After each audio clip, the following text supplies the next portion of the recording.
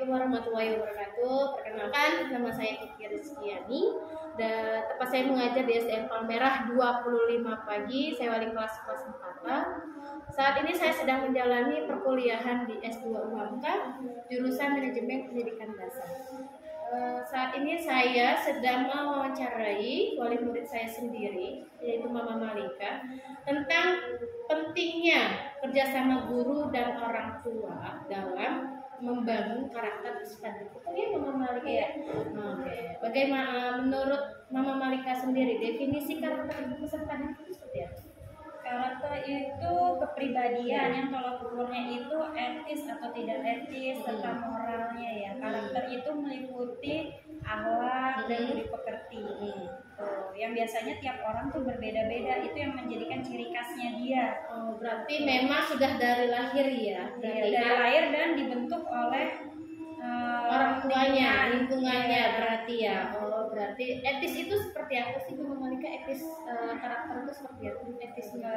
Etis itu ya dilihat dari budi pekertinya, apakah itu patut atau tidak patut, sopan atau tidak sopan, tata krama. Saat ini kan sudah banyak ya Mama Malika ya karakter peserta didik itu kurang adanya komunikasi dengan wali murid kan. Nah, lalu bagaimana cara membangun karakter peserta didik itu bagaimana? Yang pertama sih yang harus mendukung dalam membangun karakter yang baik gitu ya, karakter yang positif itu pertama dukungan dari keluarga, kedua lingkungan gitu. Kalau dari keluarga udah oke, kita juga harus pilih lingkungan juga yang oke. Berarti lingkungan juga berpengaruh, berpengaruh berarti ya. Secara tidak langsung lingkungan di tempat tinggal pun juga ikut berperan, sangat berperan ya. Sangat berperan. Kalau orang tuanya sudah menerapin karakter yang baik-baik, akhlak yang baik-baik, tapi kalau dia bergaul dengan salah orang, pasti akan nular gitu, entah omongannya yang kasar atau perilakunya yang kasar. Karakter yang salah ini bagaimana menurut Mama Malika? Omongan dari tingkah lakunya kah atau perilaku dari omongannya kah atau bagaimana?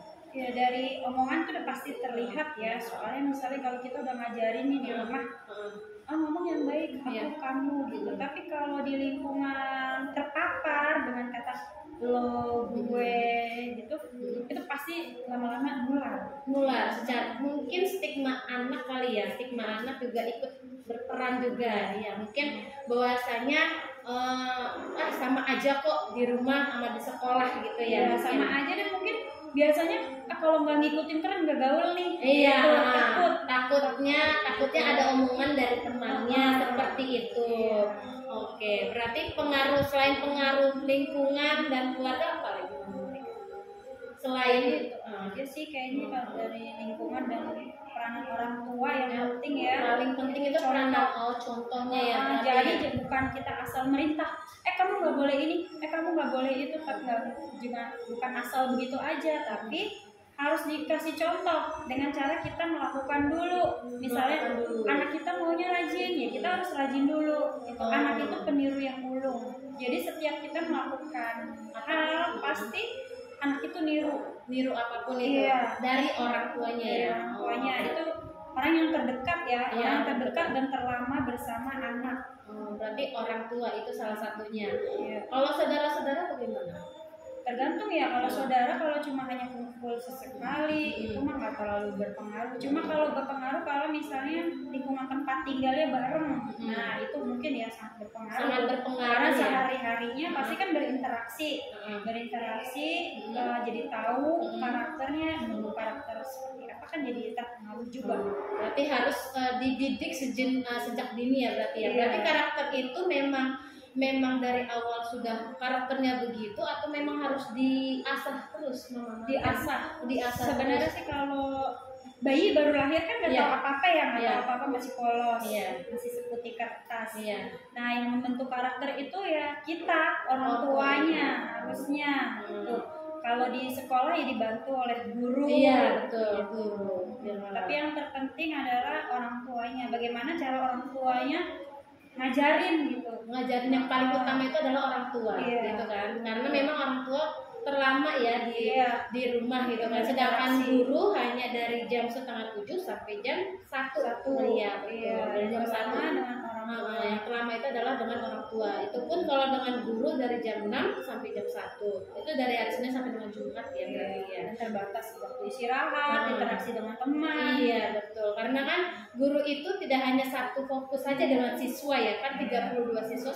Juga saya sebagai guru harus membangun karakter pribadi masing-masing. Ada yang karakternya seperti ini, ada yang karakternya seperti ini. Jadi guru harus juga memaklumi, juga ikut berperan, jadi tapi kalau misalnya itu diserahkan semuanya sama guru, ya nggak akan berhasil. Tidak akan berhasil. Jadi harus ada orang tuanya terlebih dahulu gitu. Karena memang dari awalnya kan memang dari orang tua ya. Kembali lagi ke orang tua. Guru hanya membantu di sekolah gitu, hanya membantu fasilitas di sekolah, misalkan dalam membangun karakter yang baik, berbudi pekerti, ya, mengembangkan. Kalau menanamkan itu dari orang tuanya sendiri. Orang tua dan lingkungan. Kalau berarti ekonomi yang ke bawah itu berarti juga sama. Kalau lingkungan biasanya sih ya dari ekonomi menengah ke bawah itu kan cenderung lebih kasar. Lebih kasar ya. Kita bukan mengeneralisir, tapi dilihat dari rata-rata aja gitu. Rata-rata. Karena pendidikan mereka kan otomatis juga rendah kan. Jadi ilmu yang terserap juga kurang. Oh gitu. Nah jadi itu pembentukan karakternya tuh kurang optimal. Optimal berarti ya. Jadi biasanya sih kalau yang menengah ke bawah sih karena faktor ekonomi ya, keterbatasan ekonomi, sekolah, pendidikan, jadi agak kurang. Agak kurang berarti. Kalau untuk yang atas juga sama atau tidak? Enggak. Tidak. Pengamatan saya di lapangan kalau yang masalah pendidikan menengah ke atas nih dari orang tuanya nih ya, kayaknya sih agak itu ya support lah, bukan agak sih tapi memang mensupport banget mengembangkan karakter ke arah yang lebih baik. Oh gitu. Berarti kalau ke atas itu berarti kalau ada uang baru pendidikannya kan otomatis terjamin kan. Iya. Pendidikan terjamin, wawasan lebih luas, ilmu lebih banyak yang terserap, pasti bisa mempengaruhi karakter yang ada di dirinya. Berarti karakter itu dari kepribadiannya sendiri. Dari kepribadiannya juga, dari dia menyerap ilmu dari lingkungan, dari lingkungannya. Kalau contoh kasusnya seperti apa sih menariknya? Contoh kasus karakter yang buruk gitu mungkin ya. Buruk maupun yang baik. Kalau pengamatan saya sih kalau karakter yang bagus gitu ya, kalau mau menanamkan anak karakter yang bagus itu ya pertama tuh harus dicontoh dulu dari orang tuanya, karena satu balik lagi itu anak itu peniru yang ulung. Jadi harus orang tuanya mencontoh, bukan asal merintah kamu harus ini, tapi tanpa ada contoh dari orang tuanya, dari diri kita sendiri. Berarti sebagai orang tua gitu. Kalau mau anak rajin ya orang tuanya harus rajin gitu. Jadi nggak cuma yang nyuruh kamu ini habis ini cuci piring, enggak. Jadi harus orang tuanya dulu. Dengan kita melakukannya terlebih dahulu baru anak orang tua kan anak kan otomatis melihat terus kesehariannya, orang tua aku begini, nah itu otomatis diikutin. Berarti hal-hal yang baik juga akan terbawa yang baik. Iya. Begitu juga sebaliknya ya, kalau kita ngomong kasar atau terlalu neken atau gimana tuh kan anak juga stres. Jadi ikut-ikutan ngomong kasar ke temannya. Iya, kalau di rumah sama kita biasanya sopan.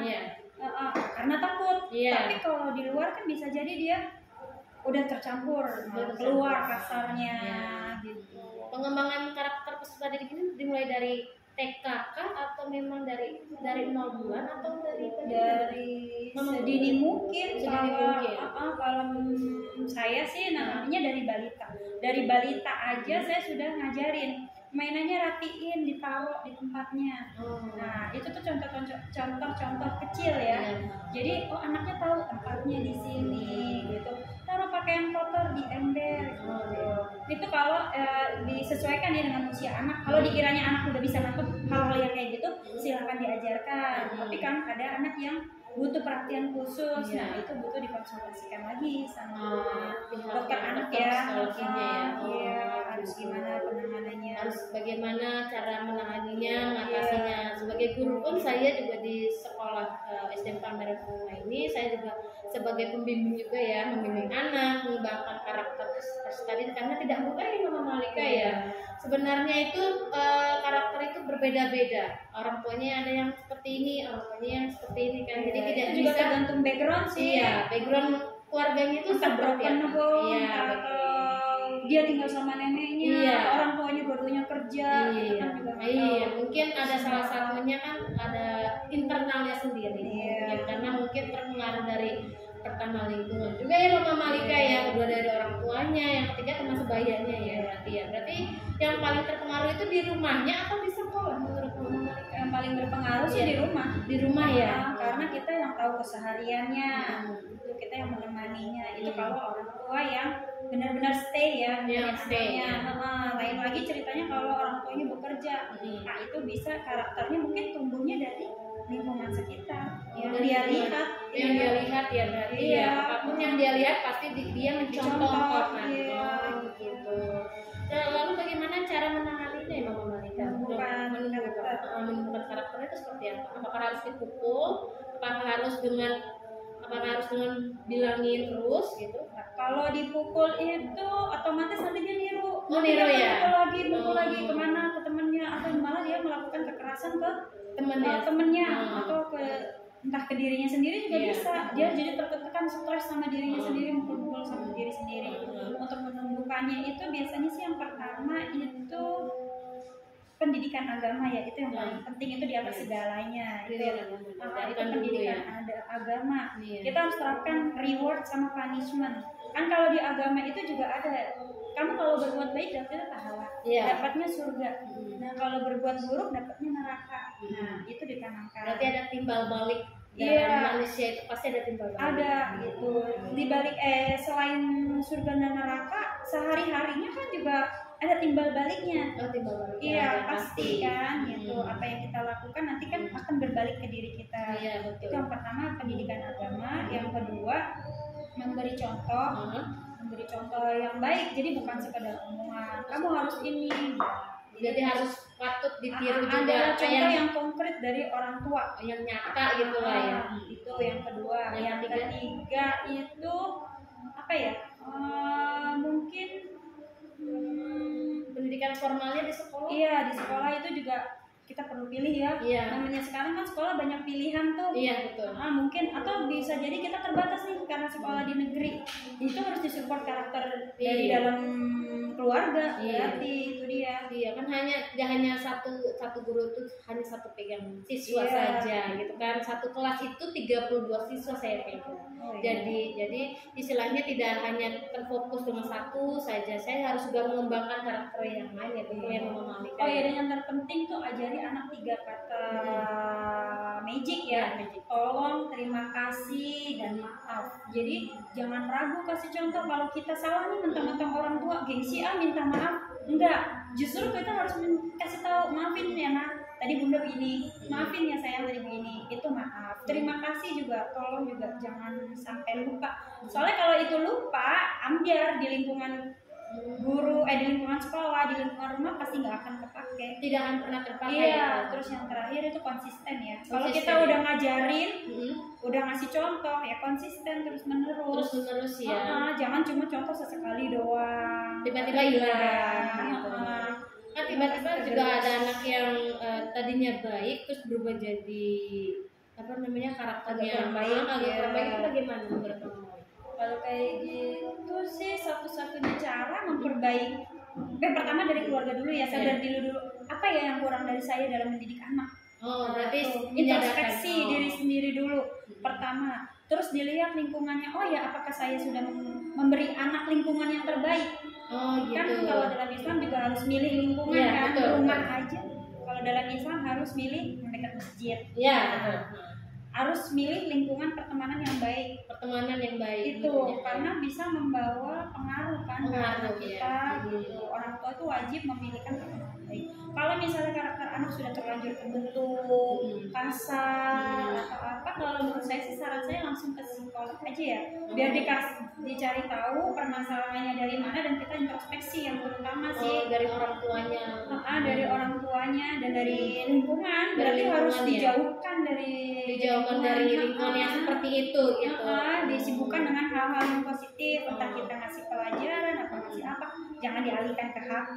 Iya. Kalau ke HP sama juga bohong. Iya, sama aja juga bohong ya Iya. Mama Malika ya. Jadi istilahnya HP itu sebenarnya HP itu tidak menjatuhkan karakter tidak sih? Sekarang dengan teknologi yang berkembang saat ini. Turut andil kalau tidak diawasi. Kalau tidak diawasi tanpa batas. Iya. Itu tuh udah pasti. Udah pasti ya. Kalau menurut saya, kalau selama PJJ sih, kalau saya nih ya mendampingi anak-anak saya, kalau lihat HP ya saya lihat mereka tuh buka apa aja.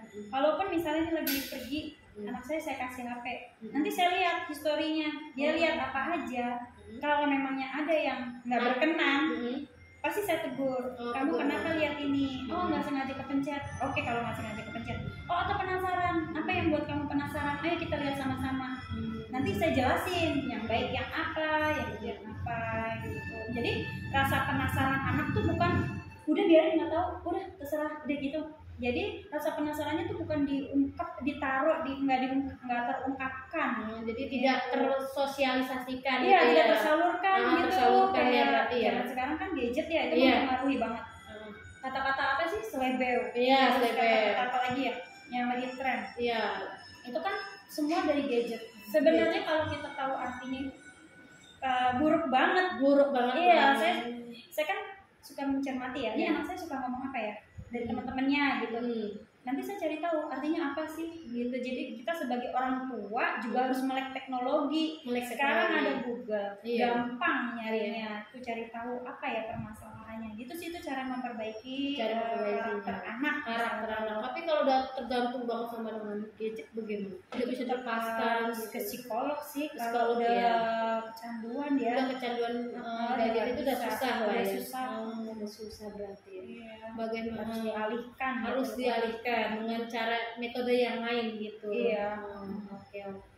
Jadi istilahnya lingkungan, terus keluarga ya, teman sebaya gitu ya.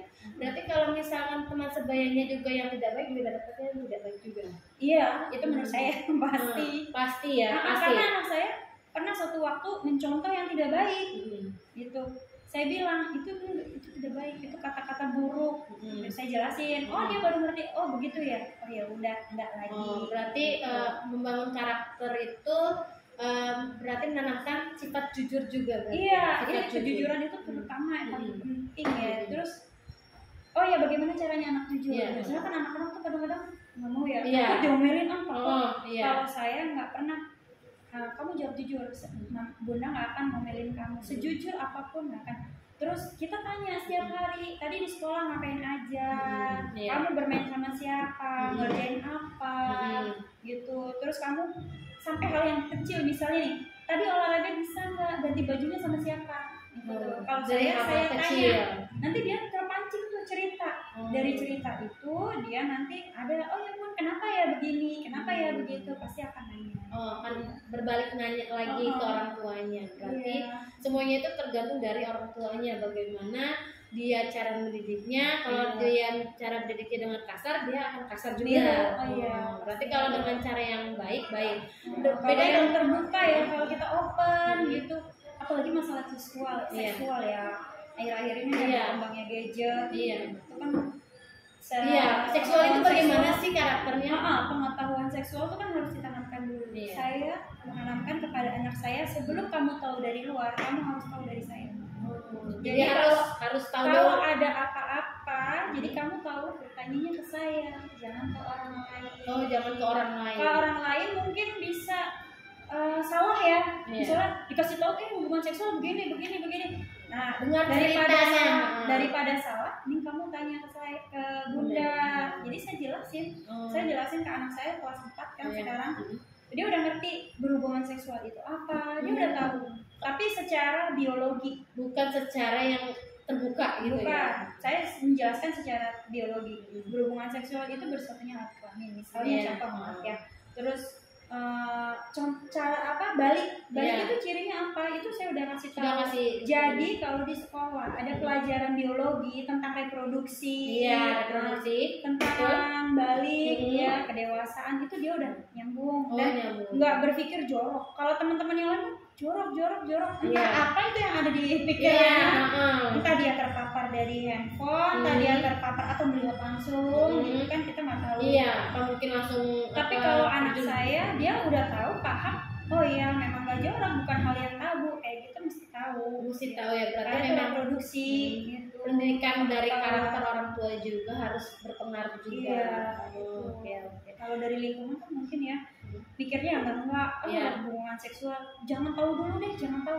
Justru nggak boleh begitu. Kalau jangan tahu dulu nanti dia cari tahu ke tempat yang lain. Dia ketik di Itu Google. salah ya? Itu Salah. menurut Mama Malika itu Iya, salah. nanti dia ketik di Google. Heeh. Oh, cara berhubungan seksual. Malah yang enggak keluar. Oh, Kan begitu. kaget nanti. Iya, benar-benar. Lebih Kan baik segmen anak kan berbeda-beda. Lebih baik kita sebagai orang tua menjelaskan, iya, mulai dari secara biologinya ya. Iya, dari biologinya ya, Hmm. bukan dari itu. Berarti orang tua juga sebagai guru di rumah ya. Selain Iya. di sekolah, saya juga ikut berperan, Mama Malika juga ikut Iya. berperan. Jadi kalau di sekolah, jadi guru tinggal kerja sama. Iya, kerja sama. Kalau emang gurunya mau transfer ilmu, anaknya udah siap, di Iya. otaknya sudah, oh iya, ini sama kayak yang ibu aku ajarin nih. Iya. Nah, udah nyambung. Tapi kalau anak yang belum ngerti, pasti mikirnya jorok, ketawa, Iya. cekikikan, nggak ngerti. Iya, itu yang jadi salah satu bagaimana sih upayanya, apakah memang harus orang tuanya yang harus dicecer terus atau bagaimana? Ya sebenarnya sih itu komunikasi antara guru dengan orang tua ya. Iya. Misalnya kalau ke karakter satu anak, dia tinggal dikomunikasikan aja dengan satu orang tua itu. Bagaimana ya Bu, saya di sekolah kayaknya nggak bisa nanganin. Iya, Mungkin istilahnya karena di rumahnya kurang. ya. Iya. Ya, salah satunya broken home Iya. atau memang dua-duanya kerja sibuk. Iya, itu dia. Itu terus, sih yang yang paling utama sih broken home ya. Keluarga. Kalau memang broken home itu memang sulit ya. Berarti memang pentingnya membangun karakter peserta didik itu antara kedua belah pihak ini ya. Iya. Jadi antara guru dan orang tua itu harus bekerja kerja sama. Nggak bisa sih kalau cuma hanya orang tua aja atau guru aja nggak bisa. Nggak bisa lah. Harus kerja sama. dua-duanya, harus balance lah, harus seimbang gitu. Iya. Bagaimana cara istilahnya kan gadget ini kan tidak bisa dihapuskan ya sekarang. Iya. Bagaimana sih Mama Malika menerapkan ke anak itu tidak bermain gadget? Menerapkan gadget ya, kalau saya nomor 1 nggak dikasih. Oh, tidak dikasih. Anak saya nggak pegang handphone Sama sampai sekali? kelas 4 nih nggak pegang handphone sendiri, enggak. Itu semua handphone saya atau handphone Ayahnya? Kalaupun mau pakai izin dulu. Oh, izin dulu. Bun mau pakai, iya. Oh, berarti harus izin dulu. Izin itu pun terbatas. Kalau di rumah malah sama sekali nggak boleh. Sama sekali tidak. Walaupun istilahnya saya sudah memberikan dari media manapun. Oh, kalau pembelajaran di sekolah sudah pasti boleh. Oh, sudah pasti boleh. Maksudnya di luar itu. Oh, di luar itu. Kalau dia mau main pun main handphone enggak. Oh, tidak. Kalau saya sih membatasinya itu Membatasi. karena berdasarkan hasil googling saya kan juga gadget itu ada batasan usianya. Medsos juga ada batasan usianya. Itu sampai berapa usianya? Kalau nggak salah sih 14 tahun. 14 tahun. Itu baru boleh. Tapi Baru karena boleh. kita kemarin belajar pandemi kan mau nggak mau anak Harus terpapar. tahu lah ya. Nah itu anak saya pun tahu sekedarnya. Gitu. Jadi nggak tahu sampai seluk-beluk sampai TikTok kan sampai Tidak pernah tahu. mungkin ketinggalan zaman terserah, cuma kalau menurut saya lebih banyak mudorotnya ya saya tinggalkan. Oh, gitu. Itu saya juga memilih lah. Sisi negatif dari pandemi itu berarti karakter peserta didiknya juga ikut berpengaruh juga. Ikut kalau Ikut. terpapar gadget terus. Gadget terus ya. Dia kan nggak berinteraksi dengan teman sekelas, Iya. nggak sekolah, otomatis di rumah ketemu dengan ibunya. Iya. Mungkin ibunya marah ya pasti karena ini seharusnya belajar di sekolah, kok belajar di rumah. Iya. Gitu. Handphone melulu. Iya. Itu membentuk karakter juga sih. Membentuk karakter juga Iya. ya. Jadi istilahnya gadget itu Kan gadget itu juga bikin kecanduan. kecanduan ya, yang berpikir yang tidak, tulisannya apa dituangkan ke dalam tulisan. Benar ya? Itu sekali? masih penting kalau tulisan, kalau nggak ditulis ya kecanduan aja gitu. Ya dari mata rusak nggak bagus ya, Iya. dari otak juga kecanduan. Sama pornografi juga bikin kecanduan sih, bukan gadget aja. Oh, bukan berarti. Jadi sesuatu hal yang buruk tuh pasti kayaknya bikin kecanduan. Iya, berarti kan teknologi sekarang ini kan memang memang sangat berpengaruh juga kan Iya. dalam membangun karakter peserta didik selain Iya. dari orang tua, lingkungan, guru, dan pastinya teknologi ini yang pasti Iya. yang sangat berpengaruh karena kan memang sekarang ini anak-anak kan wajib ya Iya. pakai HP, Mau nggak mau. digugling, Iya. ya. Kalau lihat tutorial cara bikin ini. Iya, gitu. pasti. Ya mau bagaimana dengan cara apa gitu kan? Iya. Yang benda konkret mungkin anak-anak bisa terima, tapi kan istilahnya ya harus digali lagi Contohnya, potensinya ya. iya. Contoh-contoh pembelajaran lain kan banyak gitu Iya. kan. Berarti memang harus diawasi. Diawasi dan dibatasi. Dibatasi. Iya. Batasinya itu dari jam berapa kalau menurut kamu? Kalau saya nggak target sih. Nggak Kalau target. saya 1 jam lah maksimal ya. Oh, 1 jam per hari itu. Itu pun kalau saya lagi pergi ya. Kalau di rumah enggak. Sama sekali Sama tidak. sekali. Jadi pulang sekolah belajar ngerjain PR, nanti langsung ngaji, ngaji terus di rumah istirahat nonton TV aja, hanya boleh nonton TV. Maghrib udah ngaji sama saya sholat jemaah, udah habis itu tidur. Oh, Gitu. gitu. Cara menanamkan karakter di Mama Malika. Kalau saya terhadap seperti Malika itu, jadi nggak saya kasih handphone. sekarang kan memang Paling susah. TV aja. TV aja. Itu pun 1 jam, 1 jam setengah lah. 1 jam setengah itu Iya. bolehnya. Itu dari jam berapa? Habis ngaji jam Habis 5. ngaji, oh, jam 5. sampai maghrib. Sampai maghrib saja. Itu boleh. Boleh. Selainnya tidak. Tidak. Itu pun nonton TV juga saya dampingin. Hmm. Jadi nggak sih gitu. Tapi kalau lain ya, kalau ceritanya kalau hari libur, Iya. kalau hari libur boleh. Boleh sampai berapa? Ya batasannya? terserah sih kalau sehabisnya film. Oh, Kalau sehabisnya film. Iya, iya. Karena kan banyakan di rumah pasti bosan kan. Iya. Nah, terus karakter kan dari usia 0 sampai sekarang ini. Nah, di saat usia balita kan pasti anak tidak mau makan ya. Itu bagaimana cara menangani Mama Malika? Kalau masalah tidak mau makan sih, saya sih nerapin itu ya. Modifikasi menu baru. Oh, Tahu modifikasi istilahnya. menu. Misalnya menunya yang ini ganti ini. Tapi ada satu masa sih memang anak jenuh makan ya. Iya, Sama benar. kita kan juga ya kadang ada masanya nggak nafsu makan Heeh. gitu. Ya udah dibiarin aja. Dibiarin. Nanti juga akan makan. Terus Bagaimana misalnya cara sama- mengganti asupan gitu? nanti dia lapar pasti makan. Oh gitu, tidak ada dengan nggak menu? ada triknya justru ngemil nggak boleh. Kalau saya dulu pernah nanya dokter anak, dokter anak tuh bilang kalau anak yang nggak mau makan berarti dia kenyang bu. Oh gitu. Jangan kalau ibu mau anak makan lahap 2 jam sebelum makan jangan dikasih cemilan, jangan dikasih susu. Oh, 2 jam sebelum makan. Jadi makan siang misalnya jam 12. Iya. Ya dari jam 10 udah stop makanan apapun itu stop dulu. Stop dulu, dia Jam bermain 12 dulu. diajak main, nanti jam 12 diajak makan pasti lahap. Gitu kalau dokter saya dulu ngajarinnya gitu. Jadi nggak ada suplemen vitamin sih kalau Nggak ada, Mama Malika? nggak ada kecuali zat besi Oh, zat besi. ada. Oh, ada. Untuk Anak-anak saya dulu ya pas saya konsultasi itu juga hasil konsultasi kan. gitu.